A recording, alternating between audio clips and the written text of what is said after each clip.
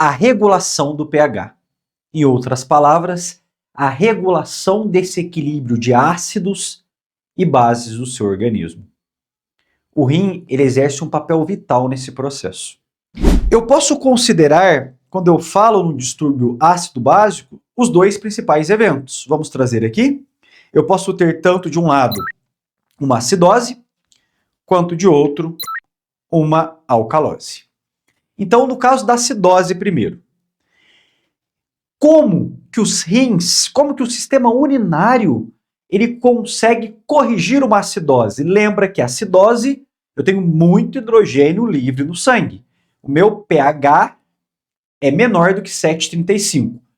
Outro detalhe importante, a escala do pH, essa medida do pH, ela é inversamente proporcional à sua concentração. Cada vez mais hidrogênio, que é uma acidose, a escala ela derruba, ela diminui. Por exemplo, eu vou te falar de um ambiente que o seu pH é muito ácido, significa que tem muito hidrogênio e o valor é lá embaixo do pH da escala. O pH do seu suco gástrico. Porque o seu estômago, para ser mais específico, suas células parietais secretam ácido clorídrico. E com isso, o seu pH pode chegar a 2, a 3, a 4 nesse suco gástrico, ok? Como que os rins, então, conseguem corrigir essa acidose, esse excesso de hidrogênio? Olha que engenhoso. No meu néfron, que é a unidade funcional renal, ele está equipado nessa situação para eliminar o máximo de hidrogênio, então excretar hidrogênio. Então eu vou colocar aqui, ó, ele aumenta a excreção de hidrogênio, a sua urina fica mais ácida, limpando esse hidrogênio do sangue, ótimo. Em contrapartida, se eu tenho no meu sangue acidose, trazer bicarbonato é interessante, porque o bicarbonato ele se liga no hidrogênio, ele retira ele desse meio onde ele está livre. Quando ele se conecta a ele, eu chamo isso de tamponamento, cada bicarbonato deixa para trás menos o hidrogênio livre, menor é a acidose. Olha que interessante. Adicionar essa base, que é o bicarbonato, favorece nesse momento. Por isso que eu excreto mais hidrogênio e reabsorvo mais bicarbonato. Para ser mais específico ainda, eu não reabsorvo mais bicarbonato. Eu reabsorvo todo o bicarbonato que foi filtrado. Todo bicarbonato. E, além, então, de aumentar a excreção de hidrogênio, reabsorver aqui, em vez de mais, pense em todo o bicarbonato, o rim é tão engenhoso que ele consegue produzir um novo bicarbonato. E daqui a pouquinho eu mostro como. Ele cria novos bicarbonatos. Tampona ainda melhor. E quando eu tenho uma alcalose? E agora, quando eu começo a ter menos hidrogênio livre no sangue, o meu pH ele aumenta, fica acima de 7,45. Como o sistema urinário, como os rins corrigem esse processo? Olha que interessante, é inversamente proporcional. Agora que eu tenho pouco hidrogênio, vamos reabsorver o máximo. Não posso perder. Enquanto que o bicarbonato, vamos sim excretar.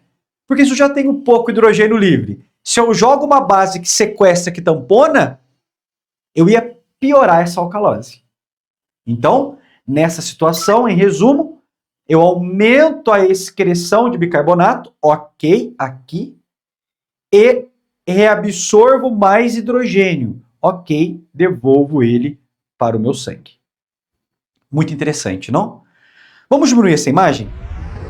E agora, trazer duas informações para reforçar esse conteúdo que eu estou explicando. Primeiro, essa informação do Tortora. Regulação do pH do sangue. O que esse livro de fisiologia fala, descreve? Os rins excretam uma quantidade variável de hidrogênio na urina e conservam bicarbonato que constitui um importante tampão de hidrogênio no sangue. Ambas as atividades ajudam a regular o pH. Quando ele tem essa descrição mais sucinta, mais superficial, ele não destaca os dois momentos que eu expliquei de uma maneira um pouco mais detalhada, né? Acidose e alcalose. Vamos ver o que a Silvertor coloca. Agora, a Silvertor. Regulação homeostática do pH. O pH plasmático é normalmente mantido dentro de uma faixa muito estreita, delicada de variação. Se o líquido extracelular se torna mais ácido, os rins excretam mais hidrogênio e conservam o bicarbonato. Acabei de mostrar isso desse lado aqui, ó. E eu ainda coloco algo a mais que a Silver descreveu nesse momento. Além de excretar mais bicarbonato e conservar... Desculpa. Além de excretar mais hidrogênio, tá? E conservar mais bicarbonato, o rim ainda tem uma terceira função na acidose. Ele produz, ele cria um novo bicarbonato, ok? Inversamente, quando o líquido extracelular se torna mais alcalino, esse lado, os rins excretam o bicarbonato e conservam o hidrogênio. Dessa maneira, eu tenho um papel importante na regulação do pH. Mas não são capazes de corrigir os equilíbrios tão rapidamente quanto os pulmões. Isso é um detalhe legal. O meu sistema renal ele é excelente para compensar distúrbios ácidos-bases, de acidose a alcalose. Porém, o pulmão, o sistema respiratório, ou os pulmões, né? O sistema respiratório, ele exerce também esse controle. Só que é um controle mais rápido. Sistema respiratório e sistema renal são os dois principais sistemas que controlam o nosso pH. Já que estamos em sistema urinário, o nosso foco vai ser, é claro, na função renal. Vamos agora tirar aqui as duas contribuições das referências e descrever de uma maneira um pouco mais detalhada o que eu expliquei na imagem anterior. Então, olha só, para que você leve aí essa mensagem final. Quando eu tenho uma acidose, muito hidrogênio livre no sangue, eu vou ter basicamente o quê? Vou excretar mais hidrogênio, faz todo sentido. Então aqui ó, a urina ela vai ficando cada vez mais ácida. Ok, função 1. Função 2, vou reabsorver todo o bicarbonato. Não posso me dar ao luxo de perder bicarbonato. Então, reabsorvo todo que foi filtrado. E terceiro, além de reabsorver todo que foi filtrado, eu vou produzir, eu vou gerar, criar um novo bicarbonato. Como que isso acontece? Nas células aqui, ó, do túbulo proximal, então quando eu pego o néfron, nessa região aqui, ó, eu tenho, ó, eu vou até colocar uma lupa para você. Eu tenho aqui, ó, o glomérulo e aqui é o túbulo contorcido proximal. Nessa região inicial do néfron, olha que interessante, ela vai captar um aminoácido chamado glutamina. Ela vai pegar esse aminoácido chamado glutamina e ali ela vai converter a glutamina em 2 amônias e 2 bicarbonatos. As 2 amônias irão se ligar, que é o NH3, então ó, 2 amônias, se ligam a um hidrogênio que está presente nesse túbulo proximal, formando aqui o amônio, que é o NH4, né? Amônia NH3, com mais hidrogênio, amônio NH4. Por que isso é importante? Porque essas 2 amônias, quando se conectam no hidrogênio, levam ele lá para baixo, ajudam na excreção dele, ele não volta para o sangue. Então, só por isso já é muito interessante. Mas olha o que mais acontece. A glutamina, além de produzir 2 amônias que levam junto para a urina 2 hidrogênios, ela produz 2 íons de bicarbonatos, que são 2 tampões que não irão tamponar o hidrogênio para ele ser eliminado na urina. Quem está fazendo isso já é a amônia. Ela é mais importante, ela tem uma atividade ainda mais nobre. Esses 2 bicarbonatos são reabsorvidos. Então eu mando para o sangue mais bicarbonato do que de fato entrou no rim, do que foi filtrado.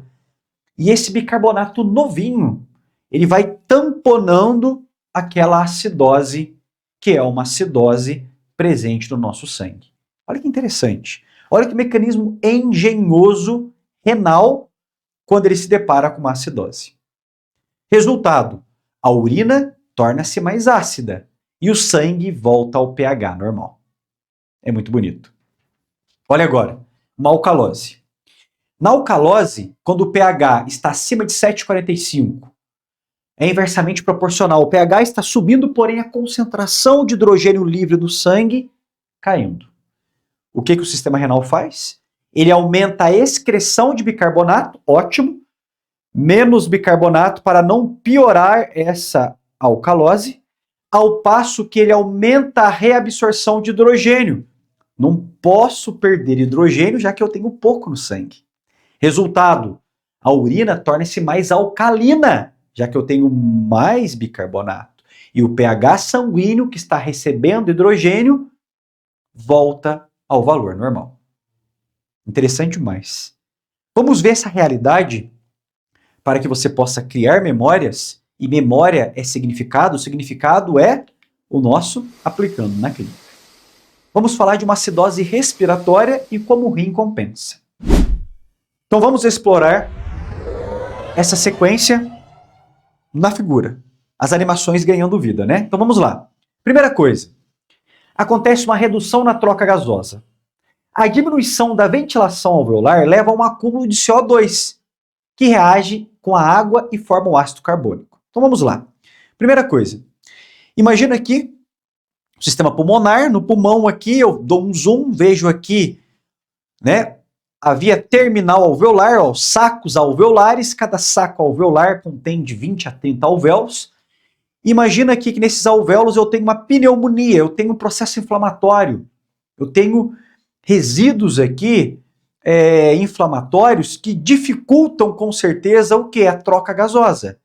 Então, quando eu tenho uma pneumonia, eu vou diminuir a área livre onde eu tenho ar. Com isso, eu tenho uma queda na troca. Se tenho queda na troca, menos O2 entra, ok, porém menos CO2 sai. Acúmulo de CO2. E aí? Vamos lá? O CO2 ele tem uma afinidade ímpar pela água.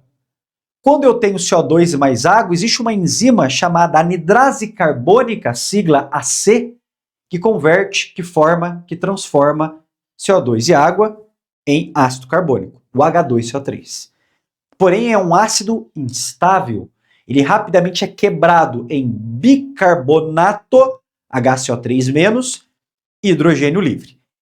O bicarbonato vai se ligar ao sódio, formando bicarbonato de sódio. Gente, isso aqui está acontecendo em ambiente extracelular, no seu sangue.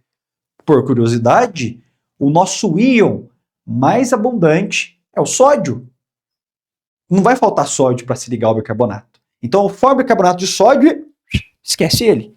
Quem vai sobrando nessa história? Ah, hidrogênio.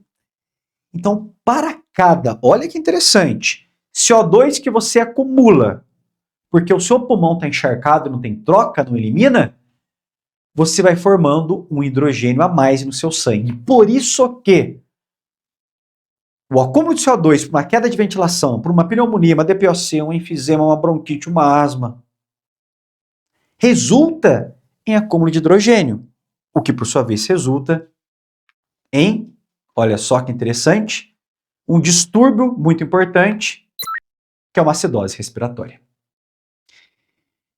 2, então, é o desenvolvimento da acidose respiratória.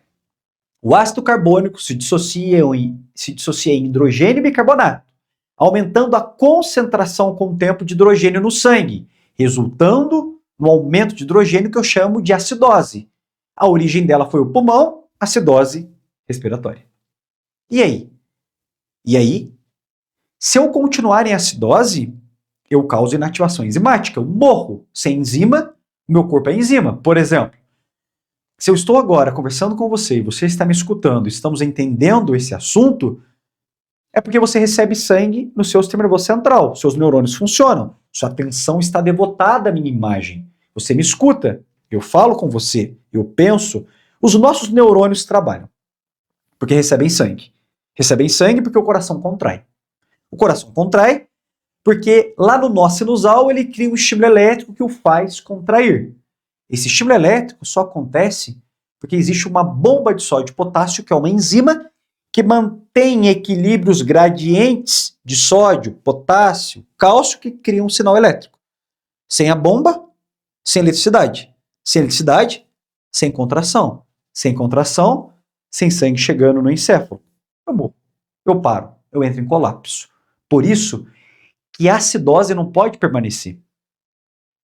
Eu não posso ter inativação enzimática. Eu sou um organismo formado por 25, 27 trilhões de células que só funciona por enzimas. E aí, a compensação renal. Os rins compensam a acidose, aumentando a excreção de hidrogênio, reabsorvendo mais bicarbonato e sintetizando um novo. Estou aplicando aquilo que eu acabei de aprender. Então, olha que interessante. Esse sangue mais ácido vai ser filtrado.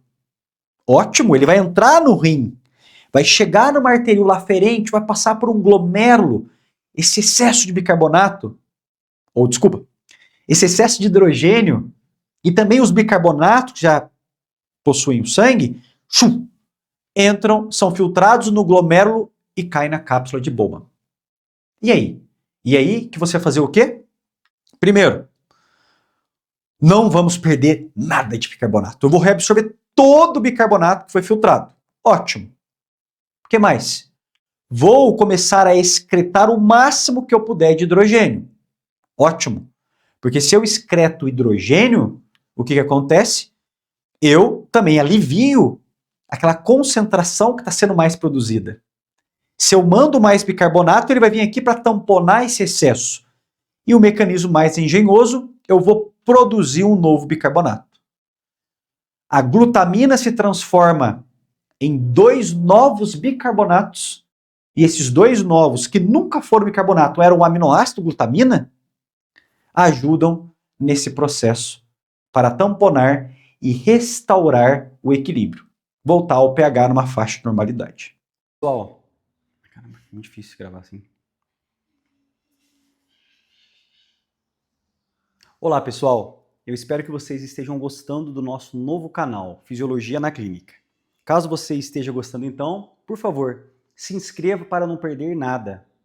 Faça parte dessa comunidade do Fisiologia Didática. Curte aí também porque isso fortalece o nosso trabalho e ativa o sininho para não perder nenhum conteúdo. Vejo vocês e até lá!